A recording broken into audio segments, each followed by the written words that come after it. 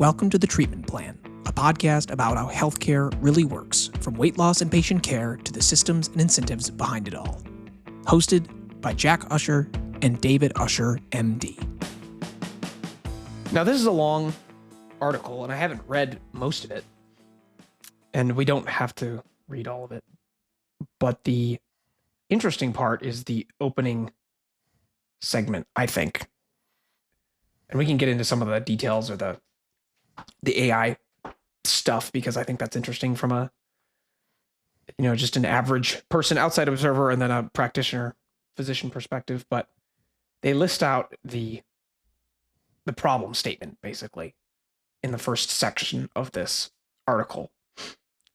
So the article begins, in a few short years, AI has revolutionized software engineering, writing, entertainment. Waymo's autonomous fleet, we've talked about Waymo a lot, has captured over 27% of rideshare trips in San Francisco, and the number of self-driving Teslas on American streets is multiplying daily. Every aspect of life, even the DMV, seems to be changing rapidly with the introduction of AI, but not the doctor's office. The only thing changing there is your copayment, and not in the right direction. Is the technology ready? It has now been more than 3 years since humanity first turned sand and 5/1000ths of a cent worth of electrons into medical expertise capable of passing the US MLE Step 1. So the answer is yes. What gives? That's a pretty good hook. Fascinating, yes. Yeah. 0.005 cents. Yeah, that's the cost of a prompt in your ChatGPT or your Gemini or something like that. I was thinking that would be the cost of a chip or something. Yeah, right? No. Okay. Yeah. The cost of using hit and enter once you write a prompt for one of these LLMs one time. I assume. I haven't fact checked that, but that's what I assume that refers to. Why should I care about healthcare AI? Why should I even care? I don't want big tech oligarchs looking at my medical records anyway. So here you go. So with that out of the way, maybe you shouldn't care if you're among the 1% wealthiest Americans that can afford concierge medicine. But everyone else has much to gain in it from a future where entrepreneurs, doctors, and technologists join forces with AI to our healthcare system. So they go through the reasons here. There's healthcare is making wage growth impossible, which you've harped on many, many times. Oh, right. Healthcare ate my pay raise. Yep. And the second is it's a nuisance. Buying power. So it really yeah, you're right. It's eroded your buying power, purchasing power. It's a nuisance to seek and receive care. Liberty and dignity are at stake, and doctors deserve better. And then millennials and Gen Z should have a good shot at life. Yeah, we're all about that as a Gen Zer over here. Right. But I just wanted to walk through some of these reasons and just see if you largely agree or you think there's any nuance here that should be, or anything that they highlight here, because these VC firms usually do a good job at sometimes they have really deep expertise in a particular area, but I would assume with 8VC, given the type of companies they invest in, this is a new area for them. So who knows? They might just be at the surface level for a lot of this stuff. And again, this is a live reaction, basically. So let's see here. Right. Here you go. Do you know the owner of a small business? Call them up and ask how much more they're paying for health insurance in 2026 compared to 2025. They may not be able to accurately describe how much worse the benefits got, as they became on average 7% more expensive, but they definitely know the 7% is forcing tough budgetary decisions. Does that resonate with you? Yes. No, we're seeing it. We're hearing from employers who are seeing 30% premium increases. We've heard bigger. It, of course, depends on claims experience and the size of the employer and so on, but 7% that's kind of an average healthcare inflation year, really. Yeah, it looks like, if I'm interpreting this right, anecdotally, 16%. That must be what the 8VC employee health costs went up by, I would guess. Because they say, or anecdotally, 16%. Right. Yeah, it's the same. They call it a kabuki dance year over year. We're going to see this, and then we'll do this, and we'll change that, and we'll make this adjustment, and we'll raise the deductible, and increase the amount that gets passed through to the employee, and so on. And it'll only feel like 6%, or whatever, however they do it. It's the same. Yeah. It's been going on for decades. Yeah. Yeah. So consider that every employee at a firm earns a different wage, but that health insurance premiums are the same if you make $40,000 or $400,000. Consider also that at 7% growth, 2026 is a bad but not particularly anomalous year for insurance prices. Just what you said. Right. Over time, health insurance has become a bigger and bigger component of working class Americans' pay. What was once 12% is now closer to 30% of total compensation.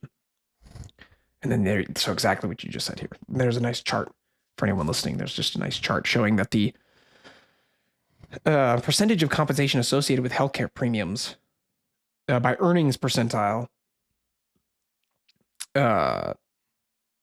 just the looks like the bottom earners here are at the 20th percentile are seeing the biggest increase in the percentage of their compensation associated with healthcare premiums. Yeah, the lower earners. Yeah, lower income people. Yeah, the people in the 95th percentile, it doesn't look like it moved the needle much. Right. Yeah, that's the 40,000 versus 400,000 comment that was made in the paragraph. So that's absolutely. That's a pretty. I guess I never thought about that. Mm-hmm. That's a really good point, though. Your health insurance premiums are the same if you make $40,000 or $400,000. Right, what the employer pays on your behalf. Or what if the employer paid 100% of it, it'd be the same. Yeah, right. What they can pass through to you, depending on with Obamacare, is no more than like 8.5% of your total household income is what supposedly is the standard, which is interesting because you know what your employee makes. How do you know what the spouse makes? My guess is employers generally don't dig into that, and they just base their 8.5% off of what they know the employee makes. But yeah, it's kind of an interesting and kind of invasive inquiry if the employer has to ask, okay, so we know what you make, Joe. What does your wife Lydia make? Oh yeah, okay, so we can pass along more to you. I mean, you see what I'm saying? Totally. It's creepy the way. And most people would agree that salary is kind of, or compensation is kind of a more private thing, for better or for worse. But that's okay. We had to pass Obamacare in order to see what was in it. Right. So this is a really good chart, actually. I have to see this chart. This is really interesting.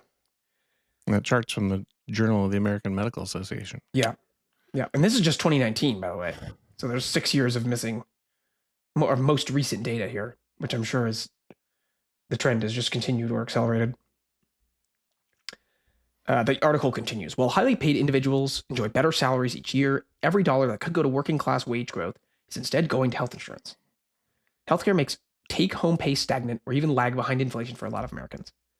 And you have been saying this for years as well. There's, what's the book that talks about a lot? The Dave Chase book, right? Yeah, Health Rosetta. Is that it? Or the other one, the Don't Feed the Beast? It's one of those two. Oh, there's one called Don't Feed the Beast by Matt Ort. And then Dave Chase has one, the CEO's Guide to...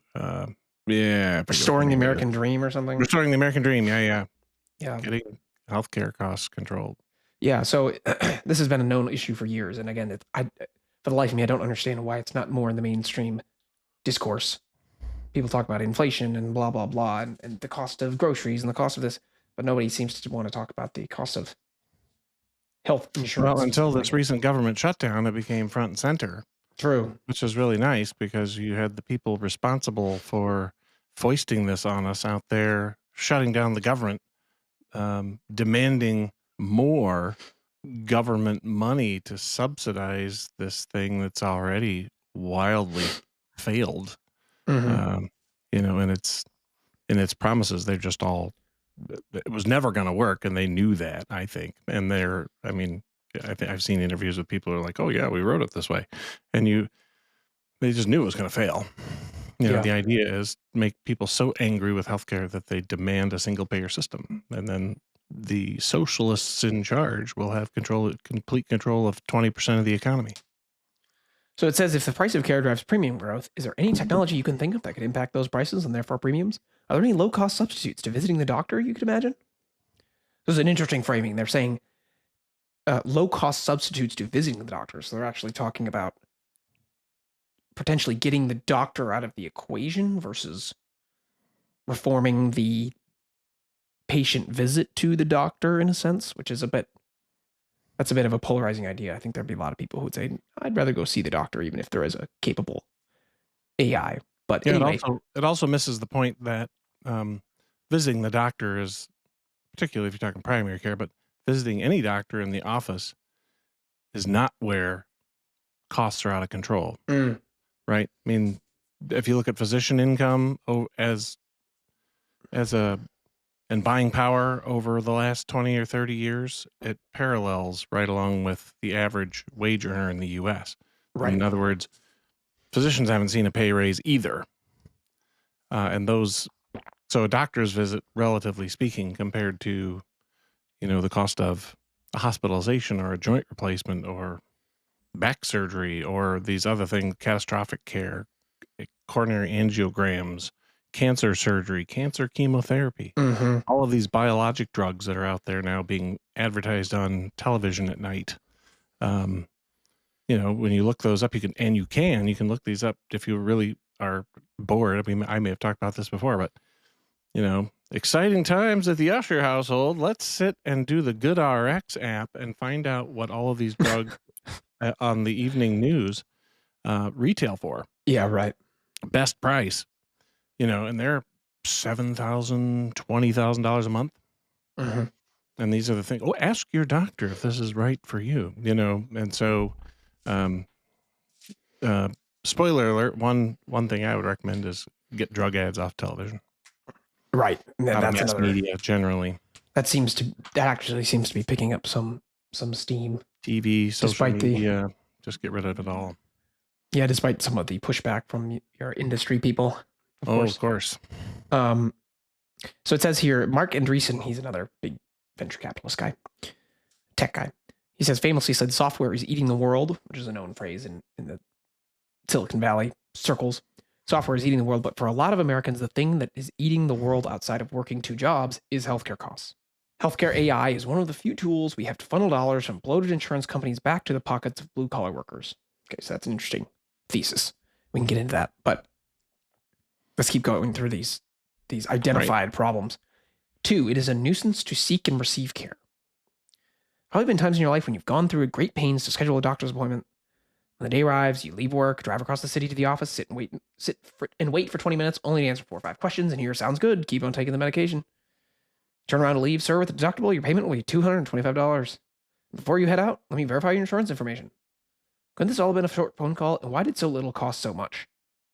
Routine tasks like post-hospitalization follow-ups, medication adjustments, and chronic disease management are an excellent match for the capabilities AI has today. If we choose to make it possible, a quick chat with the medical AI could replace low-complexity consultations and return missed hours of work to you. Instead of spending time on the phone with UCSF scheduling office, listening to hold music, be on the phone with your friends and loved ones. Well, I have to respond a little bit to this one. There's a perception among patients, let's say, that things are more routine or simple than what they really are when you're thinking, or what they potentially are. AI might help with some of this, but there's the whole idea of post-hospitalization follow-up. Do you know how sick you have to be to get in a hospital these days? I mean, if it's a post-surgical follow-up, you could see that. But even then, the surgeon's got to look at the wound, and somebody's got to look at it and assess how you're doing and so forth. But could AI do that? I suppose, maybe. But a post-hospitalization follow-up, people to get into a hospital these days and spend a day or 2 or 3 or 10, I mean, that's disaster. You have to be really sick now to spend time in the hospital, because we can treat so much as an outpatient. So a routine post-hospitalization follow-up, I just would argue with that premise is all. Yeah. Adjustments, chronic disease. Yeah, there's all things about that. Again, however, at some point the reality, and a lot of times in my world, is conversation evolves around what can you afford to do differently? And that is, imagine AI asking that. Well, what do you have money for? Maybe that's a conversation a person would have with a chat bot. I'm not sure, but that is a lot to watching body language and seeing people respond to things. Yeah, it's funny you say that. This is a little bit of an aside, but did you ever hear maybe it was a book or it was a blog post or something, but there was like a maybe it was a study. I don't know, but it was basically the thesis that you can learn more about somebody and what they actually think and feel and who they are by their Google searches more so than anything else in their life. Like what their interests are, what their tendencies are, what their income is. I have to find that, but that actually makes me think, maybe talking to an AI, especially when it relates to like you said, like how much money, what have you got to spend? That's interesting. People actually might be more willing to do that than you'd think. Right. If they can get an honest array of options, Yeah. For their particular situation. No, I mean, you know what? I'm not against AI, by the way, in this circumstance. It's kind of, this is, if it can help do something safely and effectively and make, frankly, make my job more effective and make me more available for the people who really need to see me. Sometimes you see people and you go, oh, that was easy. And it seems like you're kind of wasting your time on the one hand. On the other hand, part of the whole medical care doctor-patient relationship, which people like to have, is you just got to be in the same room with people, right? I mean, I don't have a relationship with my wife or my kids or anything else because I never spend time with them. Time is the essential element of this. And so just if I haven't seen somebody in a year, it's kind of nice to just eyeball them, get in the room with them, have the relationship. So when they do call or have something, I have a basis on which I can trust that their judgment, their ability to carry out the things I might recommend over the phone, or, when they do call, I go, oh boy, this person needs to come in because they just tend to not do well. So. Well, you're just gesturing at basically the very next thing that's in this article here, which is liberty and dignity are at stake, is the third reason. It says, there are many doctors who take great care to explain their thinking to patients and involve them meaningfully in decision-making. The chances you have met one such doctor on a day where they aren't overscheduled is similar to the odds of winning the lottery. The inevitable result is an unequal dynamic where patients become accustomed to non-participation. Medicine conspires to make patients spectators the second they set foot in a hospital ward. I think that's entirely true. Yeah. Physicians have real expertise that non-physicians do not, but it is impossible to imagine average Americans gaining an understanding of their health, the diseases they suffer, and the treatment options. Oh, but is it possible to imagine average Americans gaining an understanding of their health, the diseases they suffer, and the treatment options in front of them? Without a lot more physicians with a lot more time to spend educating and explaining, no. With the broad diffusion of AI, yes. So that's their argument, is that you are a special case in the sense that you aren't overscheduled because you've basically built your career and your practice that way. But the reality is, as you've learned and we've talked about in previous episodes, in the big systems, there just is not that time. Right. To actually build a relationship with patients and explain to them and really hear them out and blah, blah, blah. No, that's exactly right. As long as we have the AMA and the Medicare-based fee-for-service system that drives how physicians get reimbursed for things, and big systems follow those leads, you spending time is like the opposite of what they want you to do. They want you to hand somebody off to a patient educator or a nurse, or a referral to some non-physician allied health something or other. But those people universally, in my opinion, just don't have the perspective on this patient to be able to address the things that they need to hear and to know what they need to hear. And that's kind of what makes, but you got to have time to be able to have that conversation, right? Right. And the expectation on the provider to do that. And frankly, some docs don't have a personality for it. That's why they became whatever they became. Yeah. Well, that's another argument about that. You probably hear proponents of healthcare AI being diffused, is that you can use software or AI to have a good personality. And it says one of the great possibilities of healthcare AI is to let ordinary Americans ask questions before an appointment starts, and after it ends, receive answers in language they understand and put them back in the driver's seat in matters of their health. It's interesting that this is already exists to some extent. There are people who are pinging questions off of ChatGPT and Grok and Claude and whatever, right? All the time. So to a very limited extent, this kind of exists. It's just not formalized or institutionalized When I in have to healthcare settings. show patients, talk about new results with them. I mean, simple things like coronary artery calcium score, or Yeah. what did your CT show, or, what does it mean I have a tubular adenoma on my colonoscopy? Or why do I need one in the first place? I mean, there are things like that all the time. I will just write in the exam room with the patient. I'll just go to Google, for example, and just pull up images, right? Like tubular adenoma on colonoscopy, and pull up pictures and go, okay, here's what those can look like. You can see there's a million different pictures, and why that's important, is the progression and so on. So I'm from a video. I tell patients I like to teach in pictures because I think in pictures, right? I can tell you more about things when I can see you visualizing it instead of me kind of trying to describe what's going on in words. When I can show you a picture, I can move that conversation much deeper, much faster. Yeah. Than people just trying to build a picture in their mind of what I might say in words. So God forbid I should draw it myself, because that's always bad. Yeah. Yeah. Well, speaking of Google, this is again an aside, but have you used the new Gemini model? It's Google's version of ChatGPT. I've used it a few times, mostly with, snap a picture of something and go, what on earth is this? Yeah. How do I make this work? Yeah. As advertised, right? I think they've got ads that show you people doing that. Yeah. It's Gemini.google.com. It's their latest one, Gemini 3. It's really, really good. I've used it. It's because it's also hooked up to Google, like Google search, all the Google index pages. They have all that data. So they're able to just pull from it really fast. Oh. And they source it all. And it's just a little bit, I would say it's fairly more robust than ChatGPT, and just, it's all integrated with your Google account, which is already integrated with everything anyway. Fascinating. It's really good. I would highly recommend it. And if you're like, oh, I should, maybe ChatGPT would know, I would just use Gemini because it works a lot better. Okay. But who knows how long that will be true.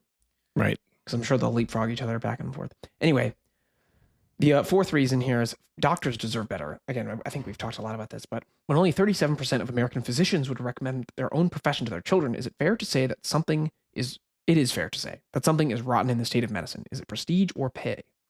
Former is in the eye of the beholder, but the latter can be assessed empirically. We know doctors are taking on perhaps $250,000 in debt to begin earning a salary in their 30s, but just how bad is it out there? We think about medical education as an investment and salaries as returns. Some quick math suggests internal medicine is not much better than putting money in the stock market instead. Sadly, the stock market gets closer to winning every year. So this is kind of what you said about physician pay. Power is flat or going down, actually. Yeah, and physician pay is not moving meaningfully upwards over the past number of years. Here you go. There's another chart. The debt does go up year over year. Well, yeah, right. Because university educations go up like healthcare goes up. Yes. For the same reason. Yes. This financial argument comes on top of well-known reports of physician burnout, fatigue with compliance, frustrations with documentation requirements, all stuff that you've talked about before, especially in our episode about being in the big system and dealing with taking notes and seeing a million patients a day and just everything piling up. Medicine takes some of the very best people in society, saddles them with years of debt, only to pay them salaries that don't keep up with inflation, while using software that barely works. There you go. Wow, that describes it perfectly. Yeah. I gotta make that into a sign and just stick it in the waiting room. What, the sign? This sentence? Yeah, just make a sign with that. Welcome to the doctor. We need to find a way to pay physicians more. Paying physicians more requires growing productivity. The non-insulting way of doing this is not cramming more RVUs into doctor schedules, but rather giving them an AI Iron Man suit to do more with less. Okay, that sounds quite aspirational. New AI tools like Scribes are already showing promise, reducing the drudgery, button clicks, and making the day-to-day grind a little less painful. My providers tell me that. I don't use an AI one, but I don't see as many patients as they do. Yeah. Yeah. Again, we can always keep reading here, but in some sense, that is kind of at the margins, saying, oh, we're going to give them an AI scribe. Now you can see even more patients in a day if you're a top-down system. And he says not cramming more RVUs into doctor schedules. Well, if everything stays as is and you just get a tool to be more productive, then you're going to expand the amount of work to fit the amount of available time. I believe they call that Parkinson's law. Work expands to fit the time you dedicated to it. You ever heard that? Yeah, that could be. Mm-hmm. Yeah. So if you say you have 2 hours to do something, it'll probably take you about 2 hours. Take you 2 hours. Yeah. Yeah. Got 10 minutes? Yep. If it takes you a week, my adrenaline level goes up and I get it done in 10 minutes. Yeah. But that is that's the source of burnout. Also, is you've got 30 minutes of work to do and 15 minutes to do it. Physicians can get really speedy in their thinking and their documenting and their button clicking and their whatever. But the patient feels that. It feels like a rushed visit. And the physician feels that because, maybe you get it all done and maybe you don't, but you're stressed out about it. And if you're any bit late and then you do that 24 times a day, it really is a burnout scenario. For sure. And then go ahead. I would say the last point here is, again, we've talked about all this, so we're very much in line with what 8PC is laying out here. What do you call a Ponzi scheme, right? Yeah. Millennials and Gen Z should have a shot at a good life. What do you call a system where early participants get far more out than they ever put in, where today's payouts come straight from the pockets of new entrants, and where everything collapses the moment the base of contributors stops growing? A Ponzi scheme, right? Actually, we just described Medicare. Right. Another and somehow more charitable way to describe it would be a deeply unfair intergenerational transfer program from Gen Z and millennials to baby boomers. Baby boomers enjoyed a system where there are 4 workers for every retiree to support. Today, that figure is well on its way to 2 workers per retiree. Those 2 workers are supporting Medicare not just with their taxes, but also with massive growing federal debt that they will eventually need to pay down once the boomers are long gone. Right. And, by the way, not to throw it all on the boomers, you also have the silent generation, you have the greatest generation, and while those people are already passing on into eternity, there's still a lot of those around as well. And they've benefited wildly from this whole thing as well. Yep. So they wrap up this beginning kind of problem statement section. The healthcare AI is not going to entirely fix this problem, but no politician will win an election by proposing a cut to Medicare. The only solution at the intersection of a big enough magnitude to matter and politically viable is supporting the proliferation of AI to deflate costs and reduce utilization across all those currently on the consumption end of the roughly $1 trillion we spend on Medicare. We don't consider cutting scientific annually. Annually, right? Yeah, they forgot to say that, but annually. We don't consider cutting scientific R&D or defense spending as options because we said solution, not way to induce the collapse of the last best free place on planet Earth. Okay, so we don't have to go through every single part of this, but I am interested just to explore some of the arguments they make for technology as at least a partial solution to the healthcare issue in the U.S. So they say healthcare AI is currently illegal.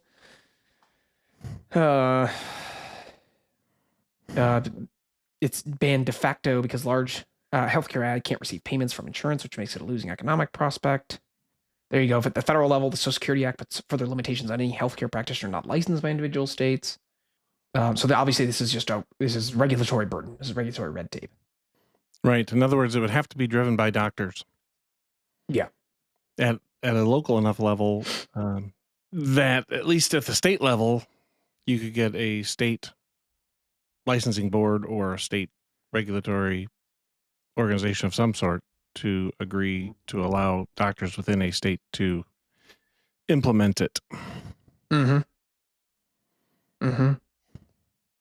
And physicians, of course, are not going to want to give away complete control of said AI because you've got to have somebody trained in medicine understanding what it is or training the AI, right?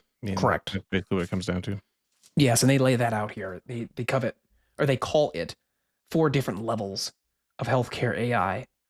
So they stratify it and they say level 0 is administrative. That's kind of what we've been talking about, like voice agents that answer the phone for you and schedule patients, or AI scribes that just write your notes instead of you having to document them. And then they have level 1, which is assistive, which is your coaches, advocates, or navigators, but they're not actually doing medical stuff. They're not doing medical work. They're assisting you. Yeah, medical work being diagnosis and treatment, right? Correct. And that's making a diagnosis and prescribing or performing the treatment. Correct. And that's their level 2 and level 3. Supervised autonomous, which is what you were talking about, having an AI that does medical work under the supervision of a clinician. And then this level 3, which is fully autonomous, basically running, a doctor as a robot sort of thing, right? As a software. That's real Star Trek kind of stuff. Yeah, for sure. Holographic doctor. They break down each level here. Level 1, I think level 1 is pretty easy to imagine. Assistive. Oh, actually, no, I thought they were starting at 0. So level 1, I'm interested to see what they say about. What problem does it solve, and how is that a systemic solution? Care models using assistive AI cannot currently receive any insurance reimbursement because those services do not match any AMA-defined CPT codes. There it is. The AMA, and Medicare. Mm-hmm. Who's got the most to lose? Yep. In fact, assistive AI could actually reduce provider revenues if applied towards services that bill time-based codes. Assistive AI needs a private sector investment, and that investment will not be forthcoming if the only possible business model is charity. So there's reimbursement, preempting heterogeneous state restrictions and disclosure requirements. This is a broader issue, actually, in AI. Just in general, with the big LLMs and all that sort of stuff, is that there's a lot of very active state legislators that are writing, or legislatures, I should say, that are writing AI requirements, restrictions, disclosure, compliance rules, stuff like that. And it feels like they're writing these before we even know what the technology is going to be good for, or that before it's even kind of broadly deployed and used. And there's a lot of concern that is going to hobble the development of AI at all. Kind of like, did you ever see, or do you ever hear about the emissions standards in California and how they basically influenced the entire car market because such a large percentage of the market share is in California as a total percentage of the United States? So if you have a car that you buy somewhere else, but you drive it into California and they write you a ticket. Yeah, right. It would be against the law to drive a car that didn't meet the emission standards of California under one of their laws. Mm-hmm. And so as a result, all of the car manufacturers were forced to adopt these standards it was just easier for them. It made more because there's 55 million people in the state of California, right? They don't want to leave that market out. Right, exactly. Right. Exactly. So that what they're making an argument for here, 8VC is making an argument that we need federal law to preempt these types of heterogeneous state restrictions specifically applied to healthcare AI. So we don't have that same sort of phenomenon occurring, at least until there's until the technology is a little more mature, which is really interesting. It's kind of its own discussion about state restrictions and how federalism. Yeah. But that's a big discussion right here. There you go. In July 2025, President Trump called for a one common sense federal standard that supersedes all states. And then it should clarify common disclosure and data storage requirements, prohibit wholesale bans on particular uses of AI, regulatory and shall be dismissed, but it still ought to be preferentially addressed at the federal level. Yeah, so it's really actually pretty fascinating. Here's an interesting statement in there. President Trump called for the common sense federal standard for AI that supersedes all states. In the context of healthcare AI, federal law should clarify common disclosures and data storage requirements and prohibit wholesale bans on particular uses of AI to protect professional cartels. Mm-hmm. It's a cartel. Mm-hmm. Yeah. Exactly. Yep. Mm-hmm. We're going to wipe out anybody who tries to impinge on our turf. Mm-hmm. Yep. Bans on particular uses of AI to protect. Yeah. So you outlaw something. I mean, it's regulatory capture, basically. Yep. You get a law instituted that says you can't do a particular thing. And it seems like there's a good reason for that law to exist, but it really was lobbied for, and it's for the benefit of a particular minority interest group Right. or Kills company or industry. innovation is what that does. Yep. Obamacare is a perfect example of that. Yep. Yep. Kills innovation. Yep. And that's exactly what the concern is here that they're talking about in the article is if you have those types of regulations, it doesn't work. Okay, so level one, like we said, is kind of easy to understand, but then you get into the what everybody thinks of kind of the Star Trek-y sort of thing, which is level two, supervised, autonomous, and autonomous. So I'm just looking at what they identify as some of the issues here and just see if anything stands out to you. So the FDA, so they have a problem with the FDA here. They say align FDA approval of benchmarks with real world standards, not hypothetical ideals.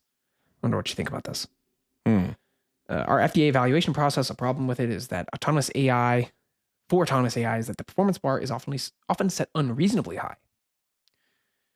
And it's saying the FDA requires it to catch at least 85% of diabetic retinopathy cases in a particular case study, but it shows that actual ophthalmologists land closer to 77% on the high end and possibly as low as 33%. Yeah, that's interesting. Yeah. These cameras that will scan the back of your, just basically take a photo and then evaluate it and say, nope, you don't have any retinopathy, you're good. And you can do them in primary care offices. You probably do them on the street, I suppose, if they're, whatever. But when you have 30% of your population by 2050 that is going to have type 2 diabetes, and then the recommendation is these people get their diabetic retinopathy screens, you have a device like that could potentially, that's all they're doing, right? It's just a retinopathy screen. It's not general purpose. It's not general purpose. It's not, I have an eye problem. It's just this screening evaluation. That could save gosh awful lots of time and money just in lost work time, right? If in my primary care office I can have a diabetic screening device for that, people can put their head down and go ping, normal, all right, see you in a year, out the door. They don't have to schedule another appointment with an eye care professional and take off work and sit in the waiting room for 20 minutes and go see that person. I mean, it's like 2 or 3 hours of lost productivity. Yep. Just doing that to get a normal screen. And by the way, primary care doctors will look in the backs of eyes, and if there's something really obviously wrong, that you don't need a screen, you just need a referral to a specialist. But a lot of times that, if even right there in your article says 33% is the sensitivity, sometimes like 33 to 77% is the band, I guess. This is board certified ophthalmologist, so if you're looking at them as a primary care person, you're looking in the back of the eye and you don't see the obvious thing. That's why you have specialists look in there, and if they're only doing 75% sensitivity, and then you have to have a machine that's got 87% sensitivity or something, that's a weird FDA kind of thing, right? For sure. Yep. That's a perfect example of the cartel. Don't do something that's going to reduce the work for physicians unless you can prove that it does it way better than we do. And who decides that? Well, we do. Yeah. The board certified ophthalmologist. Right. Yeah. Yeah, that's funny in a kind of a sick way. What is this? Reform PCCPs to allow continuous model improvement. Are you familiar with what PCCP is? No. I'm on Gemini here. It says predetermined change control plan by the FDA to facilitate timely and effective updates of certain medical devices, to implement pre-approved modifications without needing to submit a new full marketing application to the FDA for every individual change. Okay. So it's regulatory red tape for software, which is just brutal, I'm sure. So it's almost like it's not a patent, but you have to be highly specific and file this thing. It probably takes forever to get approved. I didn't know about any of this actually. Yeah, that's interesting. Yeah, so you can only make pre-approved modifications to these large language models or machine learning algorithms. It's interesting is who's approving these things, right? Well, the FDA. The experts at the FDA, Yeah. who are what, software experts, or who Right. Probably board certified physicians. I would hope, at least, maybe. Yeah, I mean, who knows? I don't know. Yeah. Interesting. Yeah, and then required I just standard. don't know enough about that. I don't either. Let's see. Required standardized post-approval monitoring. Create an FDA center for AI. Which just gets to what you're just saying. Who's approving all this stuff? Well, maybe they should send it through a different track with people who actually would know here. Have a team of software experts working with software innovators rather than forcing a square peg into a round hole. It doesn't match up with the expertise at the CDRH. Yeah, that's probably right. Just create a whole new track. Don't have physicians and pathologists and whatever evaluating this sort of stuff. If that's going to be the bottleneck, that's fascinating. You'd have those people as part of your team, but Food and Drug Administration. Okay, that not Food, Drug, and Software Administration, or right? Yeah. But this is nice actually going through this list because it makes you think of all of these levels, especially in healthcare, how much regulatory, milieu you just have to wade through. What's interesting is having just gotten back from a 4-day Thanksgiving trip, if you will, and having snow on both ends and having flights be delayed or canceled and so on. And you think of the federal oversight of the airline industry, but the airline industry, despite its downfalls and despite what we want to complain about, they can point to a safety record, 100%. right? And go, all this stuff, we know it's a pain, right? We're trying to make money. We'll stipulate to that. But plane crashes, at least in the United States of America, really worldwide, I think they tend to make the national news when there's a big plane crash somewhere else. Yeah. But plane crashes generally are very rare, right? Super rare. Some years you may have this rash of things and somebody slides off a runway or something, but just stuff going down and 260 people dying in a terrible plane crash. They're really rare for the number of flights every day. Yeah, you could. There's a website. Can't point to that. No, like there's a website just to give you there's a website you can go to and you can see all the planes in the air right now. Is that Flight Aware? Yeah, it might be. It just shows with all the yellow planes. Okay. And just moving across. It's really cool. Oh, you can that's see crazy. Yeah. All the flights that are occurring at basically every hour of every day. And in the US, excluding some, like what happened at Reagan, that helicopter hitting the plane, crazy stuff like that, which doesn't count as like an airline. I don't think they faulted that as like an airline incident or whatever. Right. There hasn't been a plane crash in US in 15 years or something. A mass kind of casualty fatality sort of thing. Right. That was a fault of the plane or the airline or something like that. And that's despite like 45,000 flights, I think, a day. Yeah. In this country, yeah. Right. Times 365 times 15 years. And that's an argument that people totally buy. Mm-hmm. Like you said, healthcare doesn't have this kind of argument. But if you say, hey, you know what? You had to go through Dayton. You had to endure what was supposed to be a 5-hour travel day and it became 19 hours. You got everywhere safely. And that is what we basically guarantee. At the end of the day, fair enough. I can kind of go, okay. Yeah. And I never think about that. Like, oh, it's going to be unsafe for me to get on this airplane. Right. I might not have enough leg room, or my biggest risk is the DVTs I'm going to get. Right. Yeah, the blood clot I'm getting. Or which statistically, you're probably can't put my tray table down because when I do, it hits me in the abdomen, and I will Yeah, say yeah. I Statistically, you're don't probably have a more likely particularly large gut. So you're probably more likely to die from a DVT than you are a plane crash. right, right. So, but in healthcare, you have all this regulation at every little step, and at the end of it, there's still. I mean, we do a lot of stuff right. Don't get me wrong, but there's, I mean, but what are you getting for it? And everybody who writes on this topic seriously, they'll point to, well, in Europe, they spend, X amount of dollars and they get better outcomes, or, way less than we do and they get better outcomes, and so on. So, Yep. and it depends on how you measure things, and there's a lot to that as well.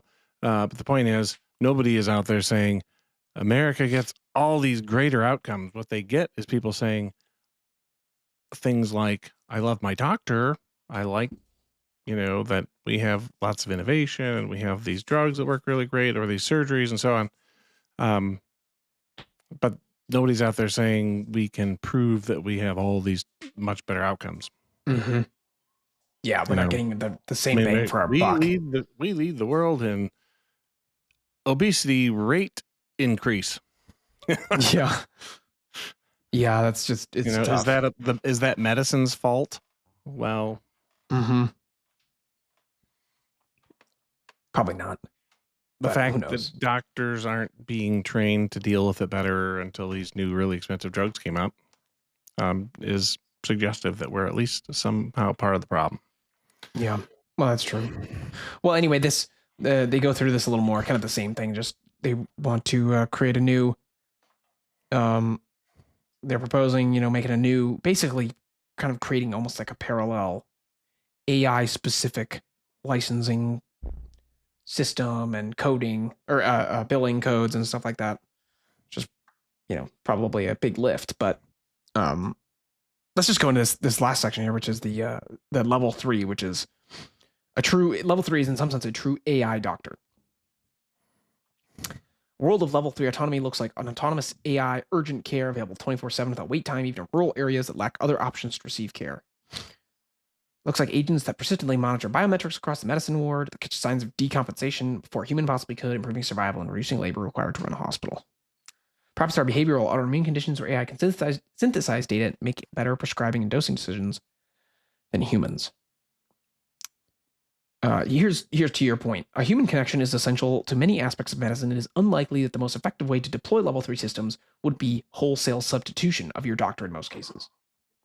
A better starting point to envision their role is asking, where are there places where autonomous systems can do things that humans alone cannot? As well as where can human-computer symbiosis yield the strongest possible patient experience and patient outcomes? So just like you said, there's a human connection that's essential to the practice of medicine. Right. And it seems like everybody understands that at some level.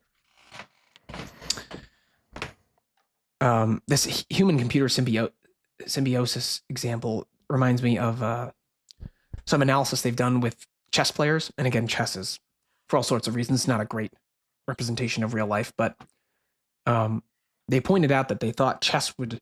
There was an argument back when the computers became good enough to beat chess players, the best chess players in the world, that chess was kind of a solved game.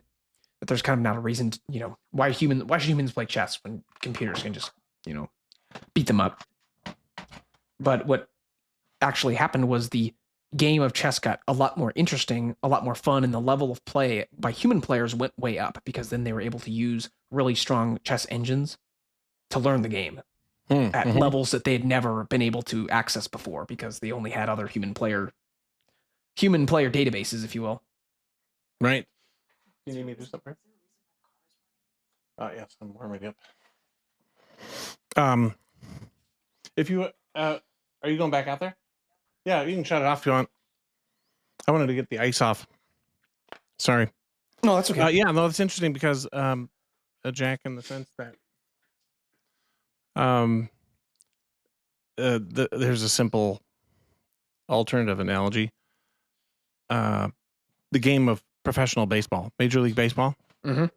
Since they started putting strike zones on, and the pitch speed, and the ability to analyze every pitch for what it was, right? I mean, a 4-finger fastball versus a 2-finger fastball. Mm-hmm.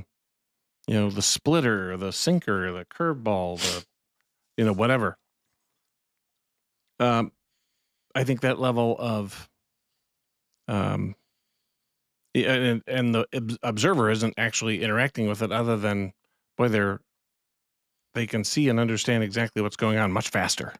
Yeah. If you're the casual baseball player and you sit down and you're watching this, and you can go splitter, and you maybe watching with somebody and go, "What's a splitter?" And I'm thinking, male female interactions, but maybe it's male male.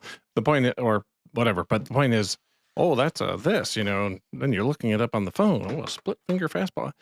I mean, so that level of being able to provide that information in real time, fast like that, I think that's not a bad thing. Yeah. Right. Just agreeing with you, basically. Yeah. And then, of course, what the we're wrapping up here, so it's actually very, very good timing. But they say, how do we get there and get these sort of autonomous systems that could maybe be symbiotic with a doctor? Only a few policy changes are required to open the door to level 3 once level 2 is permissible. And the biggest remaining issue is, of course, the Social Security Act Title 18, which is the very source code for Medicare, namely defining AI as a type of practitioner that can be eligible for reimbursement. Mm-hmm. And again, so much comes back to that. Right. That how much of healthcare is moved by a top-down, federal legislation, which is again a source of a lot of the issues. Right. Yeah, like expand state. The third rail medical issue that it'll literally take generations of people to probably change, because the people in let's call them the boomers, maybe some Xers, in some cases, silent generationers. I mean, depending on how old the legislator is. And these people don't see tech the way the Gen Xers and the Gen Zers and the millennials do. Mm-hmm. They just have they're not as moved by the notion of, oh, this would be really, really cool, and we know what's possible.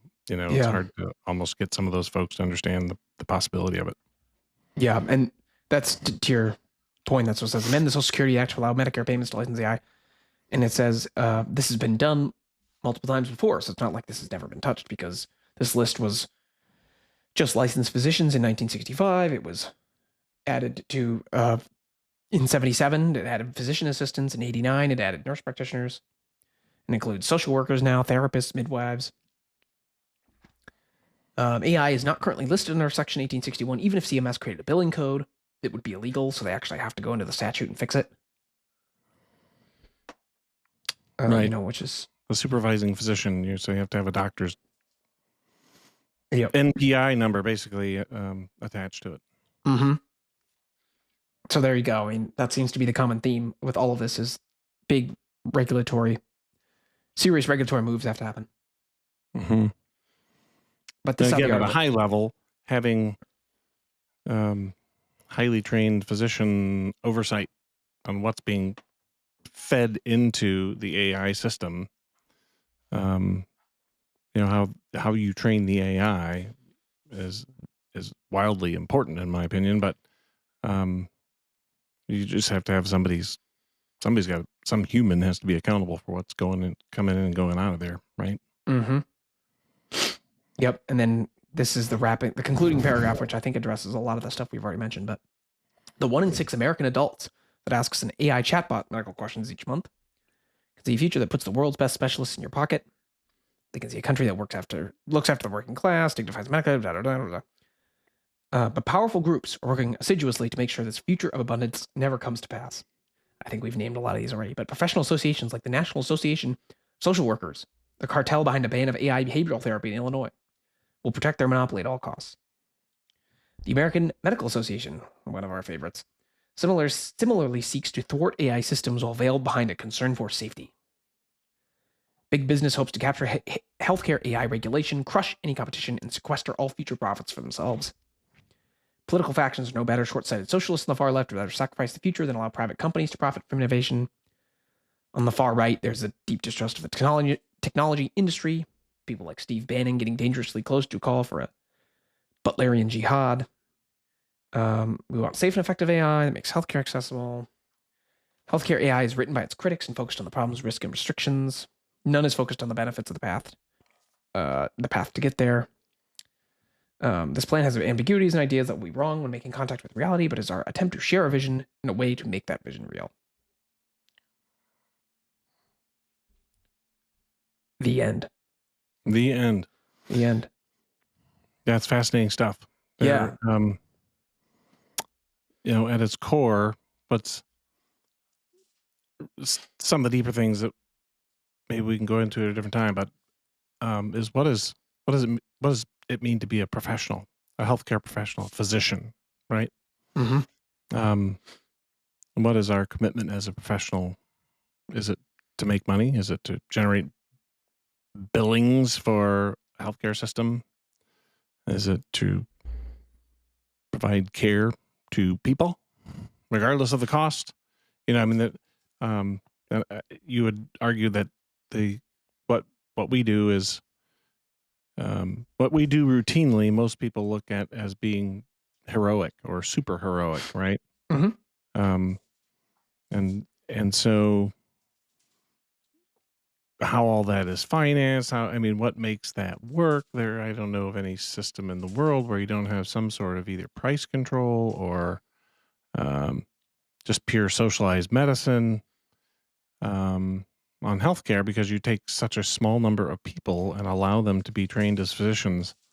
And most of them are paying $250,000 for that privilege, Mm-hmm. right?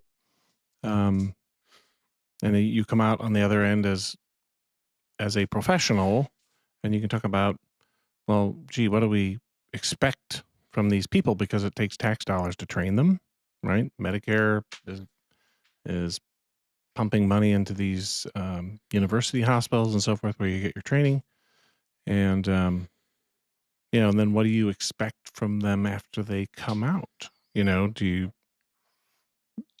And this is all, I'm just talking about this. I don't know what the answers are, but Yeah. somebody set some kind of goal where and I think it's more than this now, half of your entering medical school class is female, Mm-hmm. right?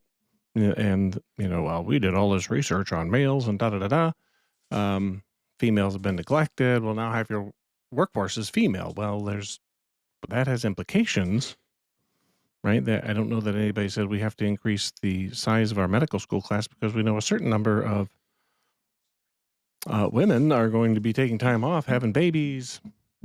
I don't care what anybody says. Men are not having babies, and men are not going to become mothers and develop those instincts. We're just biologically different, right? So there's a certain amount of